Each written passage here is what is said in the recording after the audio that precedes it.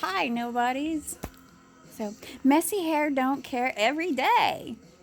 Um, no maintenance. And you can tell. Um, just had the weirdest thing happen now. I've got like this whole thing I want to talk about, but first. Oh my god. Okay, my profile picture on Facebook is so freaking filtered, okay? It's like comparing Freddy Krueger to, turning Freddy Krueger's face into Angelina Jolie's face, okay? So, like, I'm selling some clothes of my daughter's. And this dude is all like asking me questions, like he's gonna buy these jeans. And I thought that was weird, And then, like, then he starts saying, like, what do you do in bed? And I'm like, dude, seriously? And he's like, are you at home? I was like, yeah. And then he's all, you single? Or no, he's are you in bed? And I was like, no. And he goes, oh, you must be single. And I was like, I went on there. Are you trying to buy jeans? Or are you wasting my time trying to hook up? And he goes, I will. You single? I was like, no. And then he's like, you lying. What is with dudes these days? I swear to God. Anyway, because I guarantee you if he saw me, he'd be like, oh, you got like lines on your face. Yeah, because I'm old. Okay, so what I was going to talk about and am now going to talk about after that craziness, which I hope he will not keep bugging me. So I was feeling bad this weekend, feeling forgotten, you know, feeling rejected. Well, today I got 2 letters in the mail, and I love snail mail. And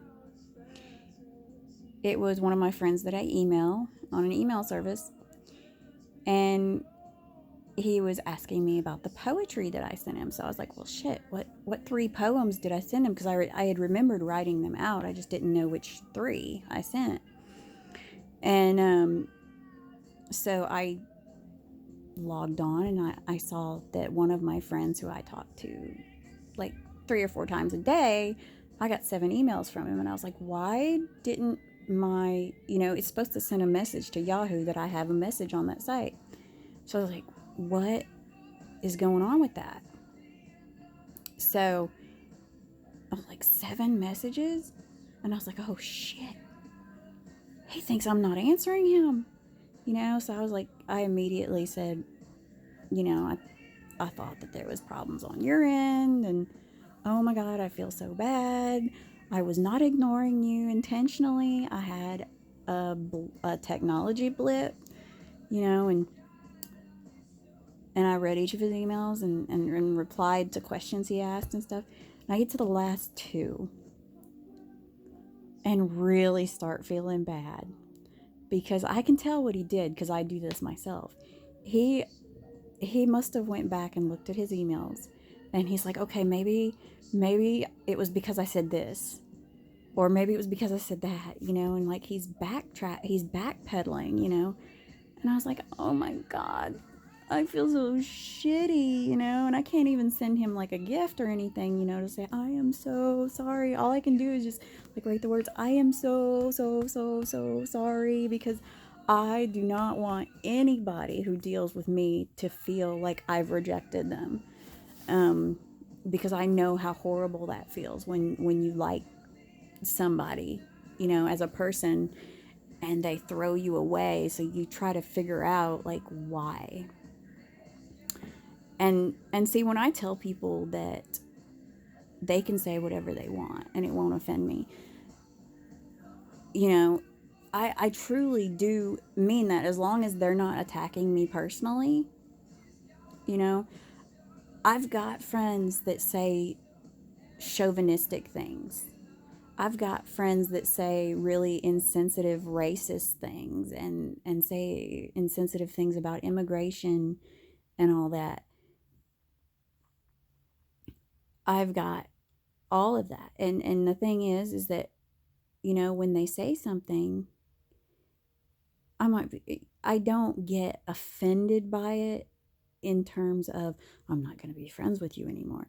No, I will either disregard what they've said. It depends on who it is, because some people you can't even debate it with them. You'll never change their mind. You're just wasting your breath. So your best bet is to just ignore that they said something stupid. In my opinion.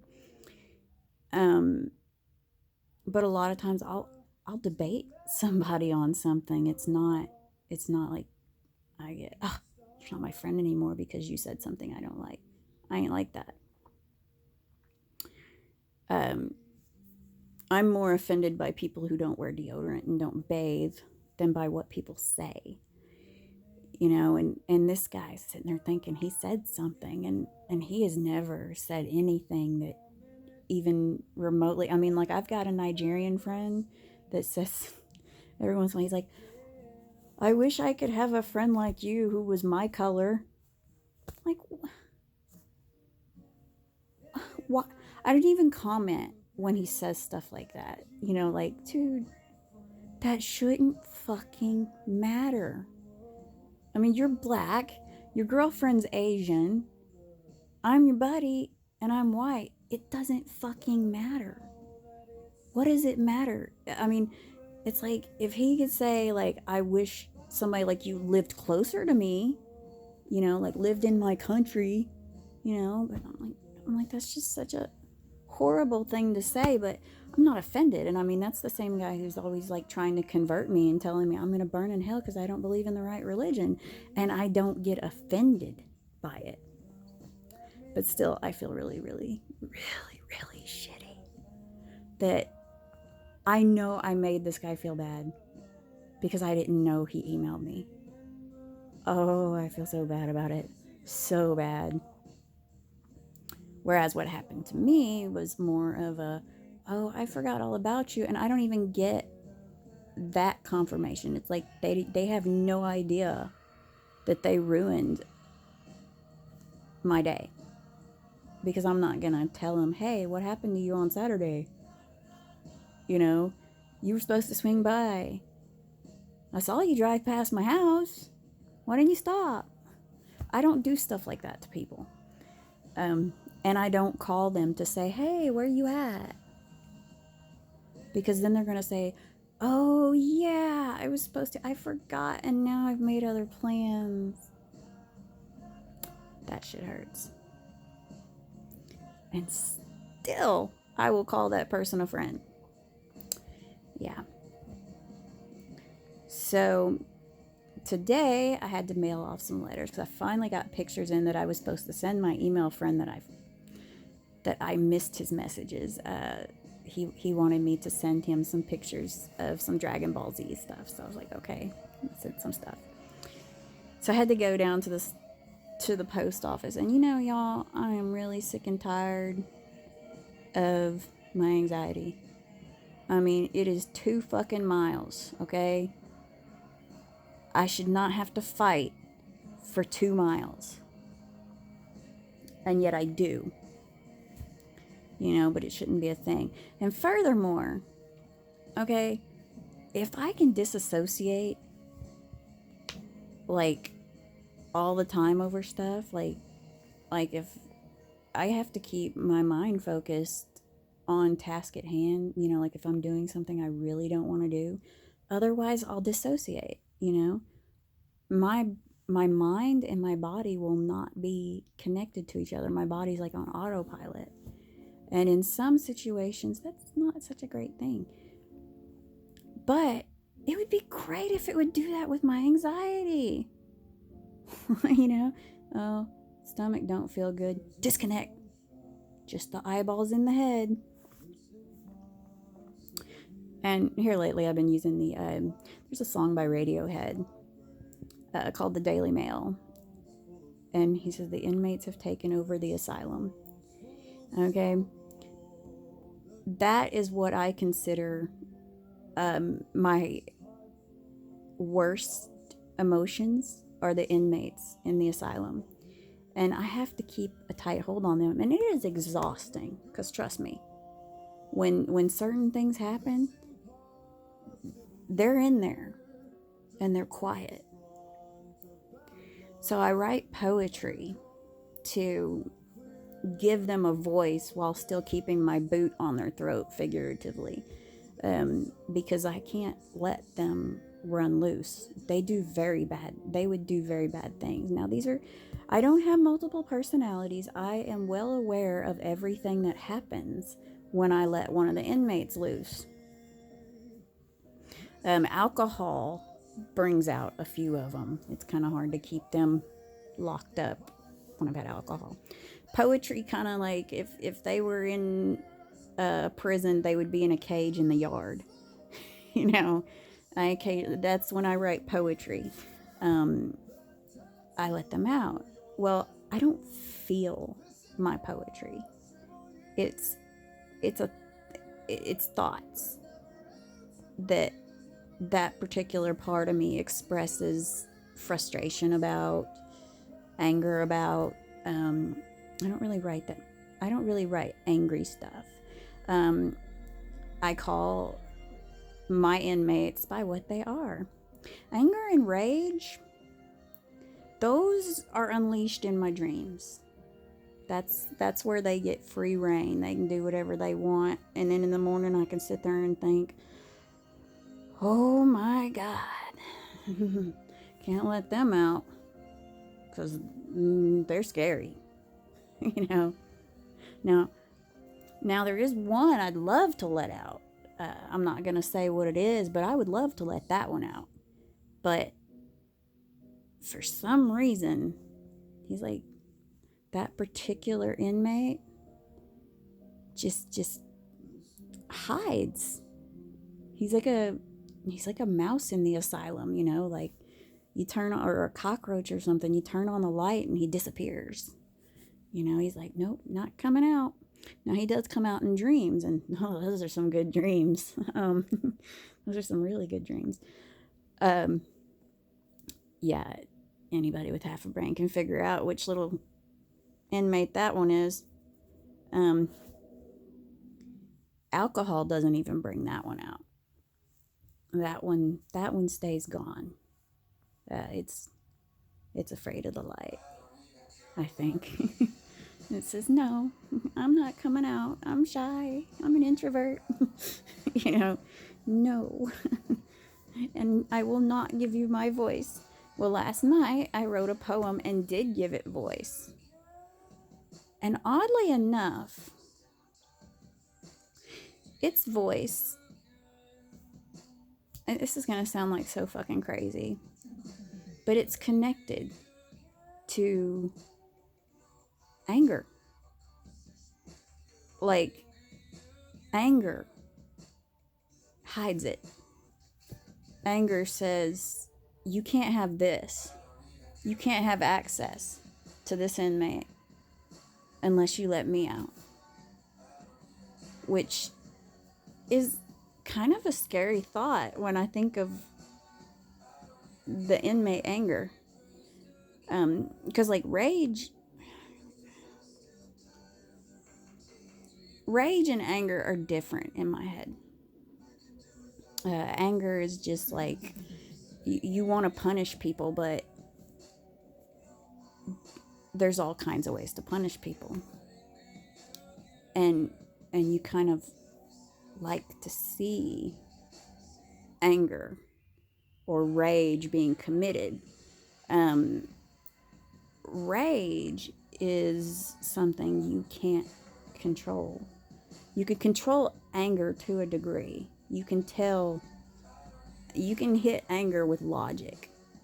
And I say this because, like, when my husband's angry, I can talk him down. I can talk him down with logic. When he's raging, I have to talk him down to anger. Even that's difficult. I can't really talk him down. Like, I have to yell at him when he's raging about something. So those are two different beasts in my head. Rage is only allowed to surface in dreams. That one is not only locked in a cage. He's got the straight jacket on. He's down deep. But anger talks. Anger says, "You gonna let them talk to you like that?" And then the other part of my brain, the voice is in my head, which is just basically me. It's all me. But with BPD, these things are all separate. They don't coexist. And they stay in the darkness. Now, anxiety is the result of that darkness in me. That stuff that I don't want to see. I don't want to know. I don't want to feel. That's all darkness. And it builds up. And so, I'm getting triggered by something that I don't know what it is. I have no clue. But I've got a feeling it has to do with that darkness. And it has to do with me not being a complete person. I'm not broken. I hate saying broken. I'm bent. In so many ways. But broken, no. I just don't function properly. Don't work right, but not completely broken. Still useful in some ways. But I'm not a complete person. I cannot have those things when I am out in the world or just awake. I don't let myself feel those things. Like when something should make me really mad, like if somebody looked at me and said, "You're a fucking bitch," I would not feel anger. It would be there, but I wouldn't feel it. And I would know I'm supposed to be angry. I would probably say I'm irritated, but not I'm mad. Because I don't feel that. It gets shoved away, not dealt with. It's like, I don't know, kind of like a warehouse, maybe. I prefer the asylum, though, because it's crazy in there. It's not a place I want to visit. Trust me. Nobody wants to visit that. My husband's like, "You couldn't hurt a fly." And I said, "You have no idea what I'm capable of. You have no idea what would happen if I let the inmates out of the asylum. I just need to learn to incorporate them. I need to learn to incorporate them because, with BPD, you don't know how to handle emotions. I don't know how to handle anger, so I don't feel it in the way that everybody else does. When your dog's mad, you see his fur go up. I don't react the way I'm supposed to. People with BPD don't react the way they're supposed to. And just about anybody you ask who has it, there are certain emotions that they don't have. They don't feel that, or they feel it differently. Some people can't cry. Some people can't feel like they can't love somebody or be happy. Like they don't know it. They don't feel it. And that is probably one of the worst things about BPD, is being fractured like that, where certain sensations, certain emotions they either paralyze you or you don't feel them at all. And then there's other emotions that you feel too much of.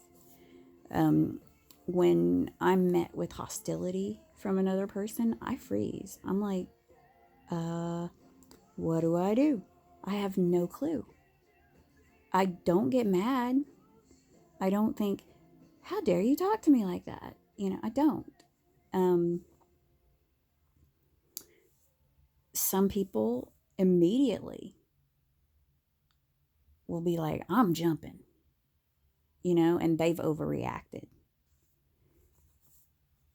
And then some people just express it in the wrong way. On the times when I have given anger reign, because I can be pushed. I've never been pushed to rage, but I've been pushed to anger. And it takes a lot. It really does to push me to that. And I cry. Yep, I cry. And then I get mad at myself, like not mad, like not anger mad, but irritated mad. You big fucking baby, you're crying, but you're mad. Why are you crying? That is not the appropriate reaction. Yell. I won't yell when I'm angry. I'll yell when I want to be heard, but not. So I mean, it's a strange thing. But there's so much I don't have access to, and it's insane. It is insane. But yeah, we can't let the inmates take over the asylum. They've been locked up too long, way too long, and they are coated in the darkness that I have pushed down for decades of all the bad things that have happened to me that I can talk about without feeling anything. Yeah, you can't bury that shit. And now it's biting me in the ass through anxiety, and I cannot disassociate from the anxiety feeling. I wish I could. I'd be working, I'd be doing all kinds of stuff. I'd be traveling, I'd have money, and just, I'd be good. But no. So anyway, if you can feel those things, if you can feel everything, like every emotion, like, consider yourself blessed that you're whole. Don't think, well, I lose my head here and there. It's no great thing. It is when because it's valid. It's valid to feel those things, because when you feel those things, you're dealing with the problem. You're dealing with the stressor. If you just push it down, it doesn't stay down. It comes back and it fucks with you. It messes up your life. So, if you are a complete person with the wide array of emotions, you are indeed lucky, even if you do lose your head here and there. As long as you ain't killing anybody or really hurting anybody, you're all right. You're normal. Normal as anybody can be. That's supposed to be normal. So anyway, have a good night. I'll see you tomorrow.